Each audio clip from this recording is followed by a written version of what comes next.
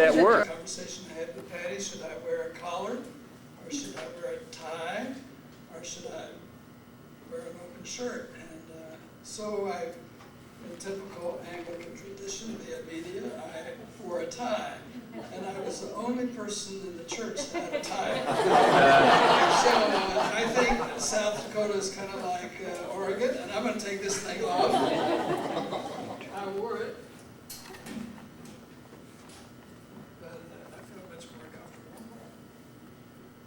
Say how really delighted I am to be here. There are a lot of familiar faces and friends that I've known in other capacities and other incarnations, and it's from the moment I was greeted by Bill at the airport, I felt very much at home and very, very welcome, and I'm very grateful. We had a wonderful dinner tonight before the gathering, and I was blessed to be with my dear friends, the Harrises, and he even told an embarrassing thing that happened to me once. I'm not going to repeat that because it's his story, and I don't think I ever heard it before. But I will, just to keep the ball rolling. So, I mean, he gave me a reason to tell this story. And this is really a true story because I was there. I don't know whether you may have heard this because it got around the church, but I don't think it got around too far, but I don't want you to tell it outside of this room. But I am the only person that I know of, the only clergy person that I know of, that ever fell into the grave. At my first funeral, I fell in the grave. I had just graduated from seminary, and I went back to my hometown, Corpus Christi, Texas, and there were about 7 to 10 priests there, and there wasn't anybody in town. They had all disappeared, and then somebody called up from Rockport, Texas, which is on the Gulf Coast, and said they needed somebody to come and to have a committal, and so they volunteered me to go, and I tried to remember all the things that I could about having a committal, what I had learned at seminary. And the only thing that I could remember was that when you get close to the casket, get as close to the casket as you can. So if you have any, where the part where dirt to dirt, if you have any stones, you don't want them to go bang, bang, bang, bang. You want to just be able to lay it down. So I'm moving up like this, and I'm coming down, and I'm reading my prayer book, and all of a sudden both legs get out. I'm holding onto the rail like this. And I think the undertaker knew how nervous I was because he was right behind me, and he pulled me back out, and I didn't miss a beat.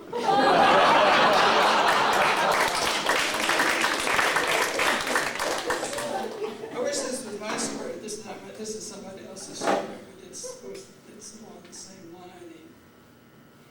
I told that story one night, and this clergy person said that he had one of his dearest parishioners who died. He was way up in age, and he was really kind of a saint of the parish. And he went over to the house and where he lived, and he said the wake had already begun, and there were people that had come, and they were, it was in a way a joyous celebration of his passing into new life. And he said that he talked around. Finally went up to his wife, and he said, is there a place where you and I could have a chance to talk? And she said, let me go find a place. So she disappeared. She came back in a few minutes, and she said, I can't find any place. Every bedroom is filled. And she said, the only place is the bathroom. And he said, well, that's all right. So they went in the bathroom, and she sat on the edge of the bathtub, and he put the seat down on the toilet, and he sat on the toilet.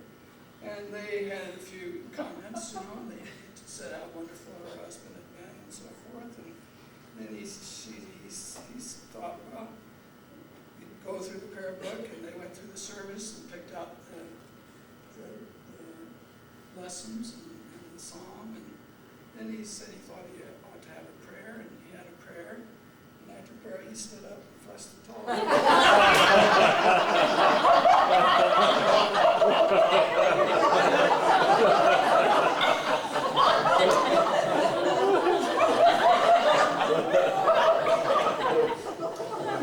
I'm sorry, Bill, I hope that's not good. We're at this moment sending that around the country. It's been told around the country.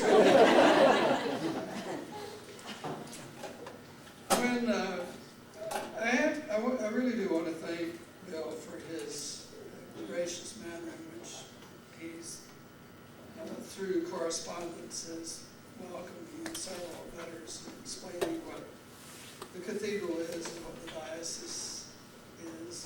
I've known the diocese for some time, but it was nice to have his letters, particularly about the cathedral. And we talked about what this evening and tomorrow morning might look like, and I suggested that maybe I'd like to talk about how we encounter the holy, how we engage the holy, how we experience the presence of the holy in our lives. And that I thought that there was something particularly distinct about the Anglican way of making that engagement. And that it's on the one hand very simple, but on the other hand it's very profound. And I wrestled with a theme for it, so I really didn't ever come up with a theme other than engaging the holy and Anglican ethos or something like that. So that's what I want to talk about. In the first part, I apologize, it may be just a little heavy, and I'm not really, well, you can figure that out for yourself. And then I'll try to take what I've said and out of my own personal experience, and relate what I've said to my personal experience. And my hope is that you yourself could identify in your own lives encounters that you've had with God, with encounters you've had with Jesus on your pilgrimage, on your journey, and how those encounters took place, and what were the elements that helped that to happen or caused that. I have to begin this process by referring to an Anglican theologian who I think is one of the real greats of our communion. His name is Richard Hooker. And Hooker came up with the process of discerning the truth by the use of what others have called the three-legged stool. I remember that it seemed to me when I was learning something about this in seminary that it was a wonderful thing that when I first learned about it, because it looked like that we would always arrive gracefully at a consensus about the truth through the genteel application of the three data screens: Scripture, reason, and tradition. And these three would kind of decorously trip along a few bars, and out would come the right course of activity every time, the right course of action. And then, several years ago, maybe more than several, we began to hear some rather loud voices that seemed to advocate adding a fourth leg to the stool. Now all of a sudden there would be four legs: Scripture, reason, tradition, and the fourth leg experience. Kind of sounds like a title of a rock album, but it got louder and louder and louder during my tenure as presiding bishop, and I think it continues to be so. I think maybe that even there are some recent graduates from seminary that probably never heard that there was a three-legged stool. They've always thought of it as a four-legged stool. Some folks were very nervous about it. Experience? What do you mean experience? Whose experience? It sounded a little jarring to some, a little like anything goes to some. Something on the order of a loophole in the faith, a watering down, a way of getting around unpleasant or onerous truths. So what about this experience business? How does it work? If religious truth and authoritative religious practice is discerned through scripture, reason, tradition, and experience, does that mean that we each just get to make up our own rules now without any responsibility or indeed any right to sift through the pile of everybody's experience and make judgments about what we find there? Is the experienced leg somehow superior to the other three legs? Is it some incontrovertible final authority against whose ruling there is no possible appeal? I think it's been often cartooned in such a way by those who don't think we need another leg on our ecclesial stool. But I think that caricature rests upon a misunderstanding. Because what I think is this. I think that Hooker's third leg, tradition, has from the very beginning included experience. I mean, if you really look at what tradition is the experience of the church at the moment. And that's what tradition is. The church's response to the experience of the age in which it has found itself, weighed and discerned against the fruits of that same process in the ages which preceded it. I think we've always done this. I think we see the people of the Apostolic Church doing this as we read the New Testament. And I think we see the people of the Hebrew Scriptures doing it too, as far back as the roots of our history and faith are remembered. I think all of church history is a story of our doing this kind of discernment. And it's impossible, I think, for the church to live in a time and not be changed by that time. A lot of people have a hard time grabbing hold of that. But I think it's absolutely true. It's hard to live in a time and not be changed by that time.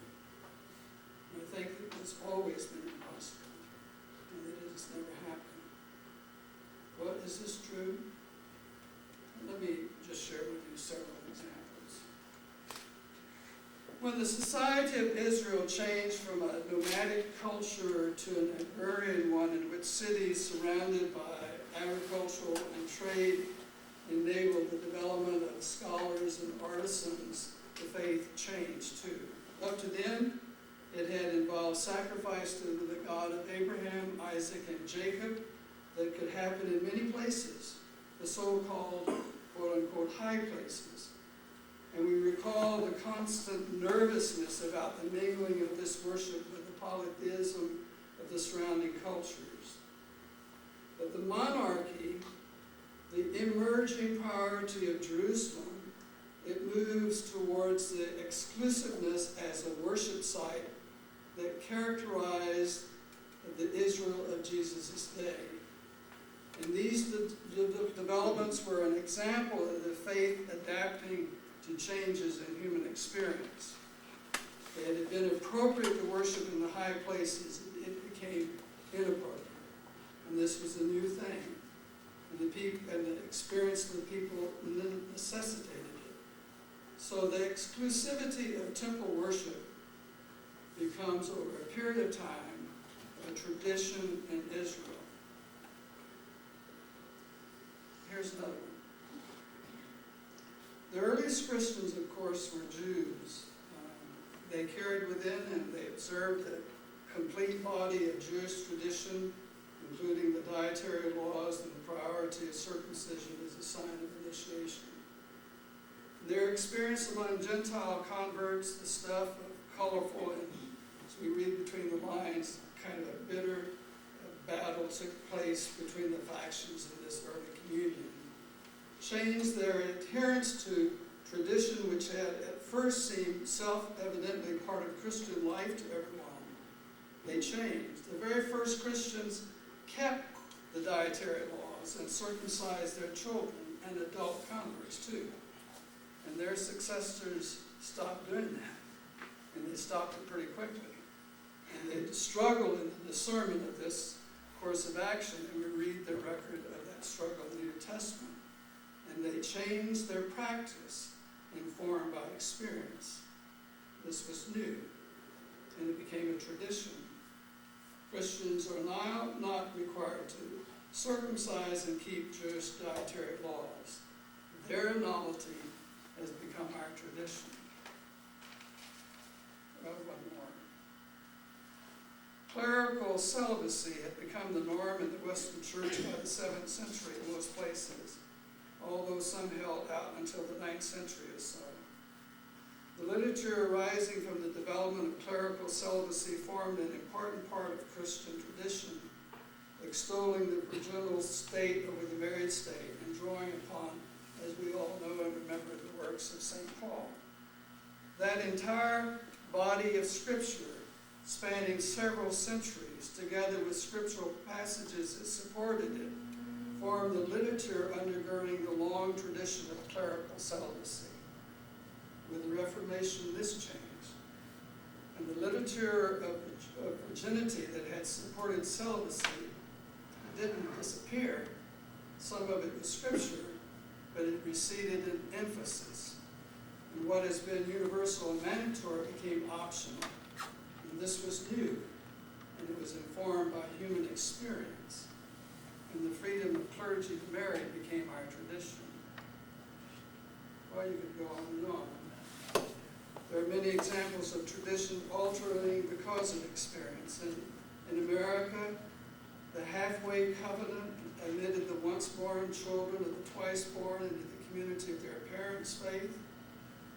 And after the Revolution, the traditional alliance of ecclesial authority with that of the crown, already altered by Henry's Reformation, underwent another change.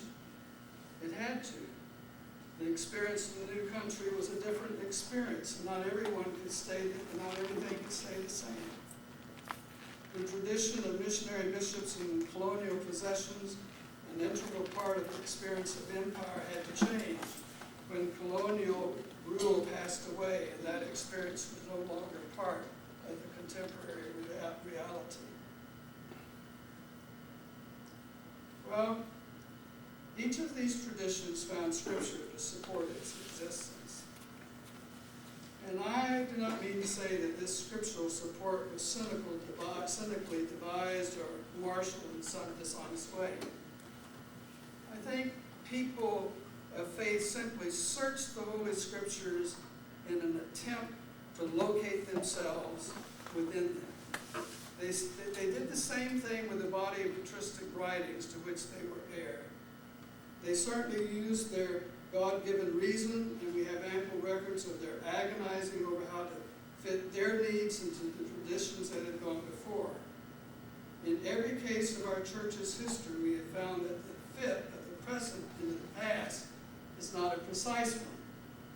And so the tradition changes to allow the experience to fit into the life of faith. So after I got over being surprised by this sudden fourth leg on the stool, we always thought it was just fine with 3. I personally came to realize that we really have always had it, or rather that the third leg of tradition, as I said earlier, exists in the present as well as in the past. I don't know whether you remember that wonderful musical Fiddler on the Roof. Tevye says, all of our traditions were at one time new. And in a matter of speaking, tradition by definition is new stuff. stuff. So then, whose experience gets to be the newest branch of our tradition? Do we vote? Does the one who shouts loudest or raises the most money or has the biggest exhibit at convention get to tell everyone else what our tradition is going to be?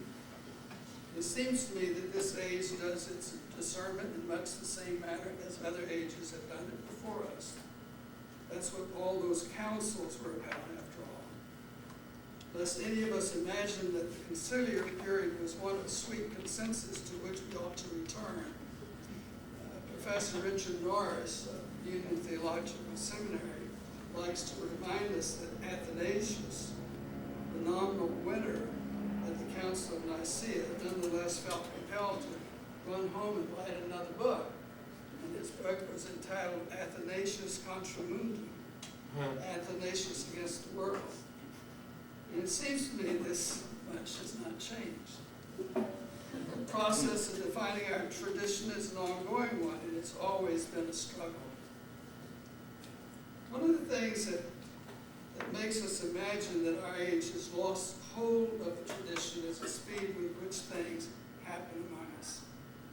Indeed, the conciliar period was also acrimonious, but communication was more ponderous in those days. The interval between argument and rebuttal was a lot longer. Today, we fire off theological insults at one another over the internet in a matter of a second or two. You ought to read them now if you're not reading them. It can take them years to get an answer than days before. Our cultural shifts and changes move very rapidly. Theirs was much slower. Our life of faith is really like the rest of our lives, fast-moving and a little jarring. It's just not the faith that seems to change before our eyes. Everything seems to be changing before our eyes. So, it's a long ways to come to this point. How does an Anglican tell what is of God? My reading of our theological viewpoint is that we understand this project to be a struggle. Often ours is not the task of conforming ourselves to clear, concise formulations that are easy to discern and simple to understand. Often knowing God's will is a murky and an ambiguous undertaking fraught with opportunities for error, ever in need of a humble perspective. And often the biblical witness is polyglot and unclear. Always the temptation to baptize culturally conditioned political opinions with it stands at the door. So it is with tradition. All of our traditions were at one time new. One looks in vain for many of them in any line of Scripture. So the fact that something may indeed be a new thing does not for us mean that it cannot be of God. It may be of God, or it may not. We merely assert that its newness does not by itself rule it out.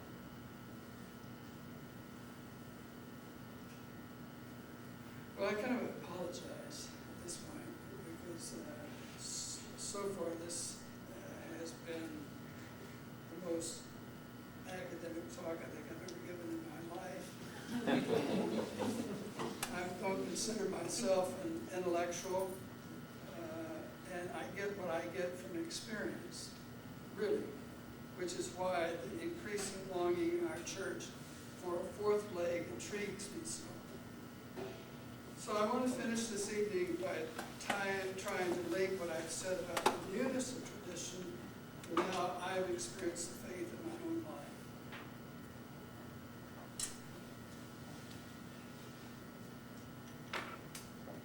Somebody came up and said that they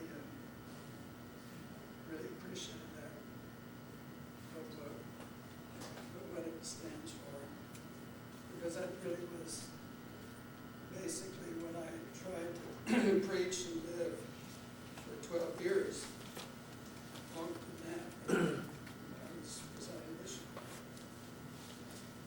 Take, for example, the idea of God's preferential option for the oppressed. It's an intellectual expression from the lexicon of liberation theology, and the liberation theologians have done the Bible homework on it. I've read some of them, not all of them, but some of them, and I think I understand what I've read pretty well. But I have not learned what the concept meant from a book.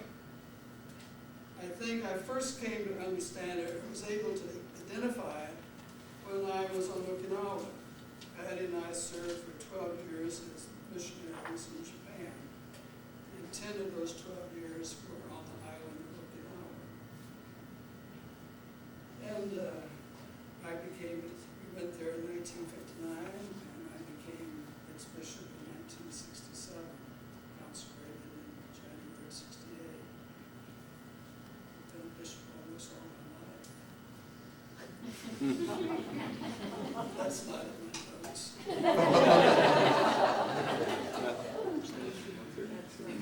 But the church there was very modest in its resources. Definitely nothing fancy. Okinawa itself was always considered inferior to the mainland of Japan. And this was keenly felt on both sides. It was often the cause of much, much pain for the Okinawans and for the Japanese as well. And then there was the American presence on Okinawa. Some of you may have been there. And we had Okinawa was a part of the American Defense Department after World War II. It wasn't given back to Japan in World War II. It was kept, and that was where the Korean War was fought from, and much of Vietnam was fought from. So it was a mixed thing for Patty and for me to be Americans in that situation among the people of the islands. You can imagine what that might have been. When I became the Bishop of Okinawa, we had 12 parishes. I think it was probably the smallest diocese in the American church. And one of those parishes was in, well, there were actually 2 parishes, one in each of the 2 leper colonies that were in the Ryukyu Islands, which Okinawa was the largest. And the leper colony, it just on Okinawa, just off by a bridge, was the larger of the 2. The scourge of Asia in those days, and even now. Leprosy separated people from their families, from the rest of society, for their whole lives, and that's the way it was treated. There were people there in their 60s and 70s who had come there as children and who knew they would never leave. And there were people whose faces and extremities were wasted and misshapen in terrible, terrible, terrible ways. I often thought of those who were newly arrived, what it must have been like for them to see the faces and the hands and the feet of the long-time patients and have to think of what their future was going to be like. Thank God there was new medication discovered during that time. And some of those people were able to leave the colony. But those who've been there a long time have been there a long time and were going to die there. There were children there, children whose parents were ill and had to be cared for by relatives on the outside. The word inside and the word outside were the words that formed the perimeter of the colony's reality. I had survived seminary before I got to Okinawa. I knew about the radical inversion of the world's categories that Jesus represents in Scripture. In those days, we very much admired the worker-priest movement in France, and I had read a great deal about what the church could learn from the poor in that setting. I had studied about the Oxford movement in poor neighborhoods in England as well, and was moved by the deep connection between work and worship that formed the basis of his attitudes, daily life. So I had experienced the tradition of the